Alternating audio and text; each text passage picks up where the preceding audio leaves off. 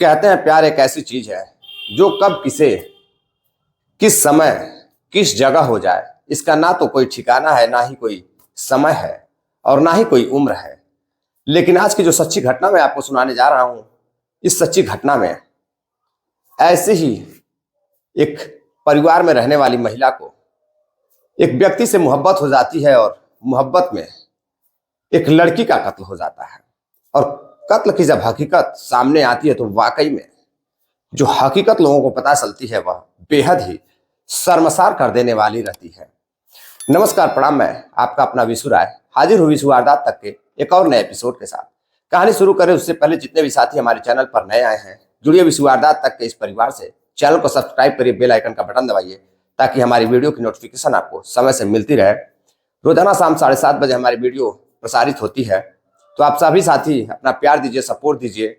जितने भी साथी कमेंट करते हैं उनका नाम मैं कहानी के लास्ट में लेता हूं, जो भी कहानी कल आने वाली है।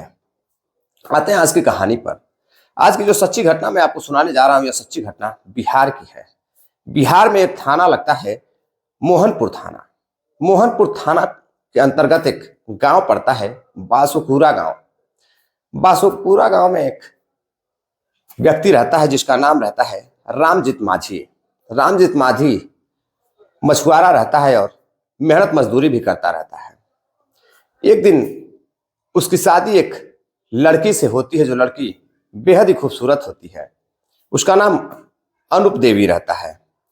अनूप देवी पढ़ी लिखी तो विशेष नहीं रहती हैं, लेकिन बड़ी मेहनती रहती हैं। घर के काम काजों में वह हाथ बटाती थी।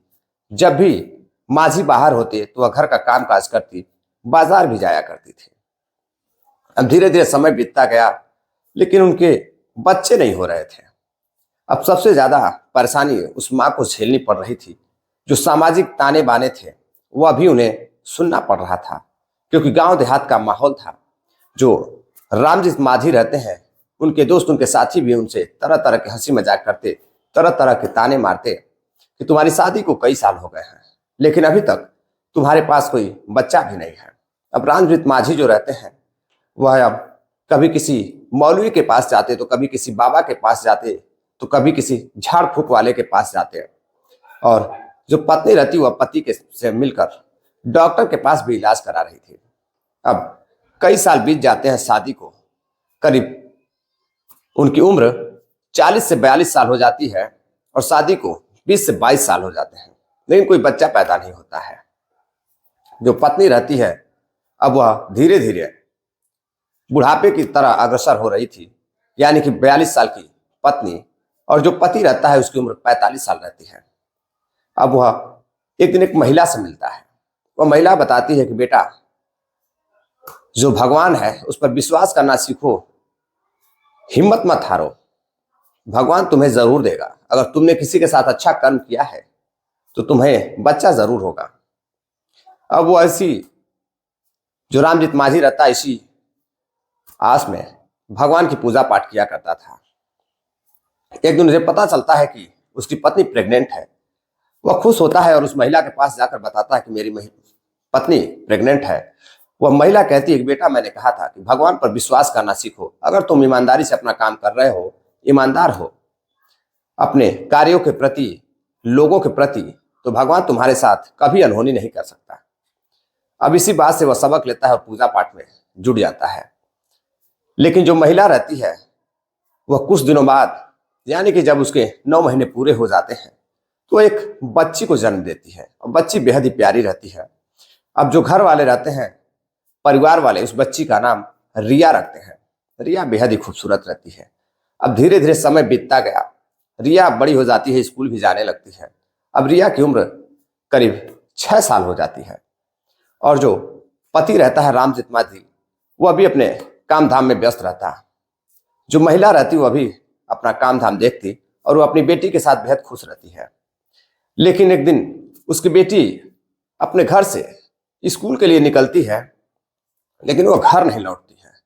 अब जब घर नहीं लौटती है तो जो उसकी माँ रहती है अनूप देवी और उसका पति रामजीत माझी बेहद परेशान होते हैं। शाम हो जाती है और वह स्कूल की तरफ जाते हैं। उसके दोस्तों से पूछते हैं तो पता चलता है कि वह स्कूल नहीं आई थी। अब उसके पिता आसपास सभी लोगों से पूछताछ करते हैं, लेकिन रिया का कुछ भी पता नहीं चल रहा था। अब वह बेहद परेशान होकर अपने रिश्तेदारियों में फोन करता है कि कहीं रिया किसी के साथ अपने रिश्तेदारियों में तो नहीं गई है। अब शाम ढलने लगती है, अंधेरा हो जाता है और वह बेहद परेशान रहता है। माँ का रो रो कर बुरा हाल रहता है। अब जो रामजीत माझी रहता है वह हाथ पर हाथ रख के घर पर बैठकर रोने लगता है कि आखिर उसकी बेटी जो इतने दिन बाद भगवान ने उसे दिया था और आज 7 साल बाद वो अचानक घर से गायब कैसे हो गई, आखिर कहाँ चली गई।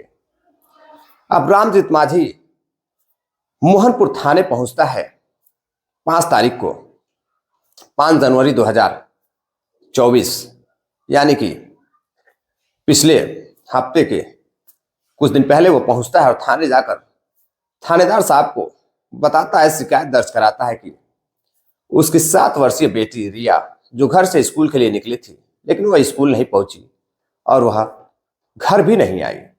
आखिर वह कहाँ चली गई इसका कुछ पता नहीं है। घर पर पत्नी और उसका रो रो कर बुरा हाल है। कुछ समझ में नहीं आ रहा है कि आखिर उसकी लड़की कहाँ चली गई। पुलिस पूछती है कि क्या तुमने आसपास पड़ोस में, गांव में, बाजार में और अपने रिश्तेदारों से पता करने की कोशिश की। रामजीत माझी कहता है, साहब मैंने हर उस जगह पर खोजा जहां मुझे शक है कि वह जा सकती है। उसके दोस्तों से भी पूछताछ की, उसके मामा के घर भी मैं फोन किया था, लेकिन उसका कुछ पता नहीं है। आखिर वह इस तरह कहाँ चली गई। अब पुलिस उसकी शिकायत दर्ज करती है और जांच पड़ताल में जुट जाती है। पुलिस खुद जाकर पड़ोसियों से पूछताछ करती है, आसपास लोगों से पूछताछ करती है।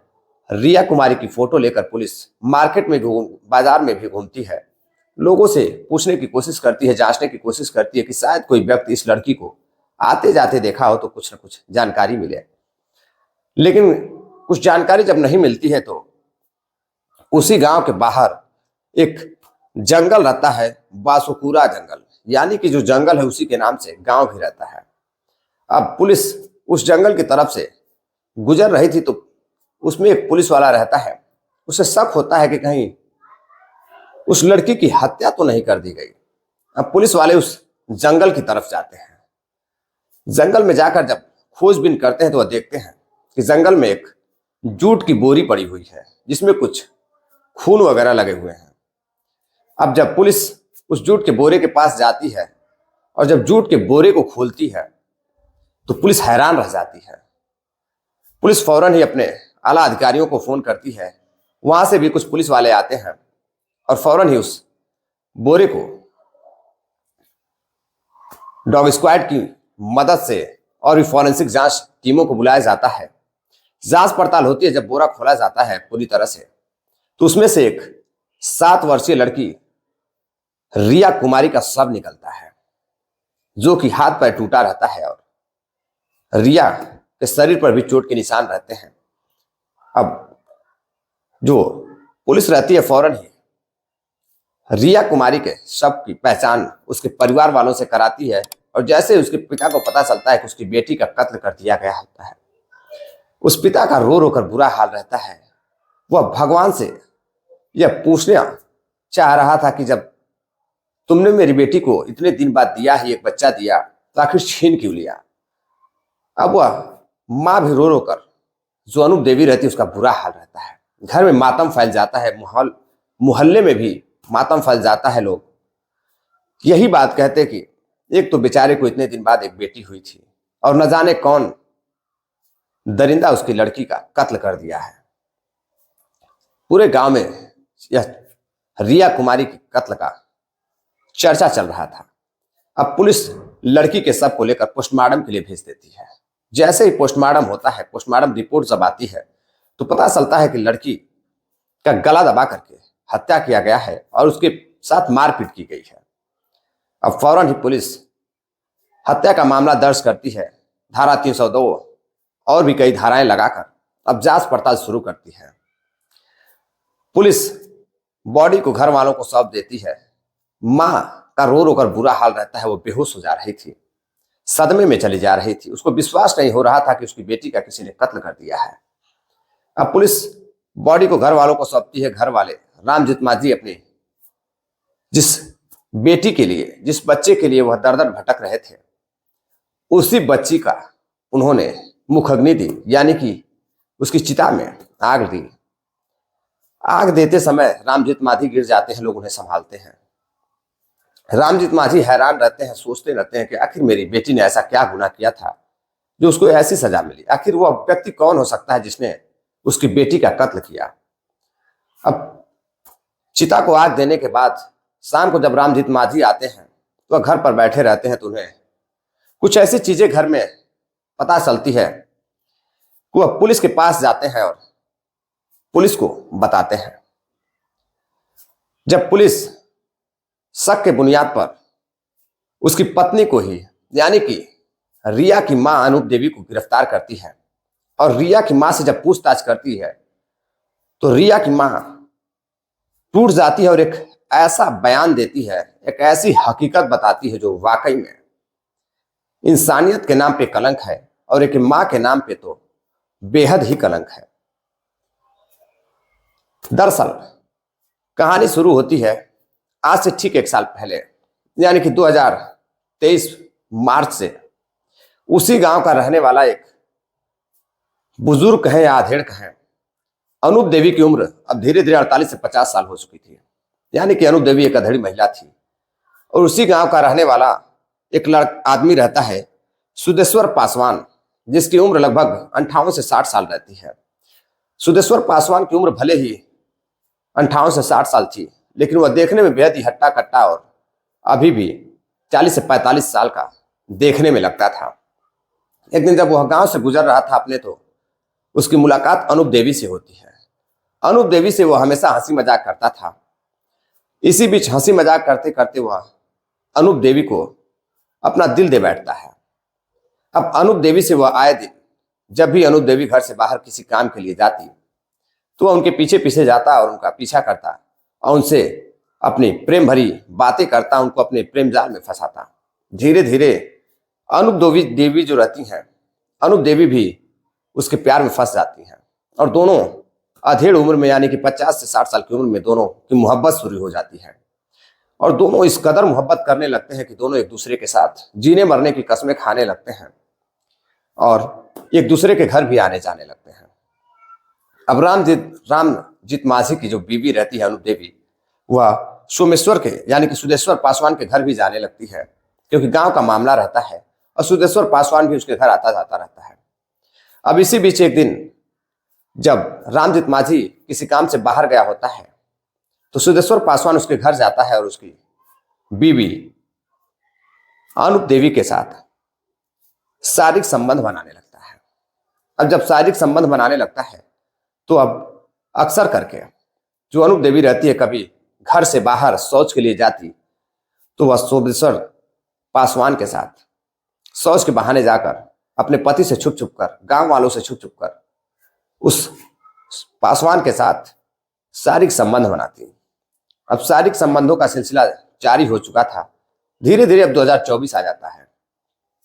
एक दिन रात में जब उसके घर उसकी रामजीत मांझी की पत्नी सो रही थी, उसका पति रामजीत मांझी कहीं गया होता है। उसी समय जो उसकी बेटी रहती है वो अभी पास वाले कमरे में सो रही थी, और अचानक से कोई दरवाजा खटखटाता है, और अनूप देवी जब दरवाजा जाकर खोलती है तो पता चलता है कि उसका प्रेमी पासवान आया हुआ है, यानी कि सुदेश्वर पासवान आया हुआ है। वह धीरे से दरवाजा खोलती है और अपने कमरे में ले जाती है और उसके साथ संबंध बनाने लगती है। अब इसी बीच उसकी बेटी रिया कुमारी जाग जाती है, और रिया कुमारी को लगता है कि कमरे में कोई है। वह जैसे ही दरवाजा खोलती है, दरअसल दरवाजा पूरी तरह से बंद नहीं रहता है, और जब रिया कुमारी दरवाजा खोलती है तो देखती है कि सामने उसी गांव का उसका एक चाचा सुदेश्वर पासवान और उसकी मां आपत्तिजनक स्थिति में, अर्ध नग्न स्थिति में है, और एक दूसरे के साथ संबंध बना रहे थे। अब बेटी वहां से भाग जाती है। अब किसी तरह से मां अपने प्रेमी को, सुदेश्वर पासवान को वहां से हटाती है और अपने बेटी को बहलाती फुसलाती है। अगले दिन यानी कि 5 जनवरी को वो अपनी बेटी को सामान दिलाने के बहाने बहला फुसलाकर अपने प्रेमी को फोन करती है और कहती है कि तुम पास वाले जंगल में आओ, और अपनी बेटी को पास वाले जंगल में यानी कि बासुकुरा के जंगलों में ले जाती है। और ले जाकर काफी घने जंगल के अंदर जब वो पहुंच जाती है, सुनसान रहता है, ना तो वहां कोई आता था ना कोई जाता था, तो फिर से अपने प्रेमी को फोन करती है और जो सुदेश्वर पासवान रहता है वह वहां पहुंचता है और उसके हाथ में एक बोरी और चाकू भी रहता है। अब लड़की डर जाती है, पूछती है इनको यहाँ क्यों बुलाई हो? तो वह बताती है अंकल तुम्हारे लिए बहुत सारी चीजें लाए हैं, तुम डरो मत, आज तुम्हें हर उस जगह पर घुमाया जाएगा, जो तुम्हें चाहिए वह दिया जाएगा। इसी बीच लड़की भागने की कोशिश करती है और जो सुदेश्वर रहता है वह लड़की को पकड़ लेता है और वहीं पर गिरा देता है, और दोनों हाथ पकड़ लेता है, पैरों को दबा देता है। और जिस माँ ने 9 महीने तक बेटी को पाल पोस कर बड़ा किया था, जन्म दिया था, उसी बेटी का गला दबाकर हत्या कर देती है। हत्या करने के बाद वह राक्षसीन मां अपनी बेटी को अपने प्रेमी के साथ मिलकर जूट के बोरे में भरती है और ऊपर से रस्सियों से बांधकर उसी जंगल में फेंक देती है। जब उसका पति शाम को घर आता है तो अपने पति को बताती है कि बेटी रिया स्कूल गई थी लेकिन अभी तक वह घर नहीं लौटी है और अभी तक उसका कुछ अता पता नहीं है। अब जैसे ही रामजीत माझी यह बात सुनता हुआ बेहद हैरान होता है, परेशान होता है। हर जगह वह पता करने के बाद जब हार जाता है तो अब पुलिस स्टेशन पहुंचता है और पुलिस को सारी बात बताता है। पुलिस को जब जांच पड़ताल में पता चलता है कि आरोपी कोई और नहीं बल्कि उस लड़की मृतक की मां अनूप देवी और उसका प्रेमी सोमेश्वर पासवान उसी गांव का रहने वाला व्यक्ति है, तो दोनों को गिरफ्तार करती है और पूछताछ में दोनों अपने अपने आरोप को कबूल करते हैं और पुलिस दोनों को ही गिरफ्तार कर धारा 302 और भी कई संगीन धाराओं में दोनों को जेल भेज दिया जाता है। जो रामजीत माझी रहता है उसका रो रो कर बुरा हाल रहता है कि जिस लड़की के लिए उसकी मां उसका पिता रामजीत माझी तड़पते रहे, आधी उम्र से ज्यादा गुजर जाने के बाद एक लड़की भी पैदा हुई और उसी लड़की की हत्या उसी के मां ने अपने प्रेमी के साथ मिलकर कर दी। रामजीत माझी का कहना है कि वह मां नहीं, वह हत्यारिन थी, क्योंकि उसका हाथ भी नहीं कांपा अपनी बेटी का कत्ल करते हुए, तो हम एक मां कैसे हो सकती है। पिता का आज भी रो रो कर बुरा हाल है। लोग उन्हें ढाढ़स पढ़ाते, उन्हें कहीं ना कहीं लोग उन्हें अब इस मामले को, इस केस को भूल जाने की सलाह देते, लेकिन अब वे पिता जो कई सालों बाद एक बच्चे को उसकी पत्नी ने जन्म दिया था और उसके घर में खुशियां आई थी, भला उसे कैसे वह भूल सकता है। लेकिन सबसे बड़ा दुख उसे तब हुआ जब उसके अपने ही बच्ची का खून उसकी अपने ही मां ने कर दिया। भला घोर कलयुग चल रहा है, कुछ कहा नहीं जा सकता कि कब क्या हो सकता है। इस घटनाक्रम को सुनाने का उद्देश्य आपको जागरूक करना है, सावधान करना है, किसी को हैरान करना या परेशान करना नहीं है। चलते चलते कुछ साथियों ने अपील किया है कि हमारा नाम आप जरूर लीजिएगा। इसमें पंकज सिंह है, मऊ उत्तर प्रदेश से, सतीश कुमार गुप्ता है, मऊ उत्तर प्रदेश के रहने वाले हैं, नासिर पठान है, शोलापुर से रहने वाले हैं, सोहन लाल सेठिया जी राजस्थान व्यूअर से हैं। बाकी आप सभी जो इतना प्यार सपोर्ट देते हैं, आप सभी का बहुत बहुत धन्यवाद। मिलते हैं एक और नई सच्ची घटना के साथ, तब तक के लिए इजाजत दीजिए। जय हिंद, नमस्कार।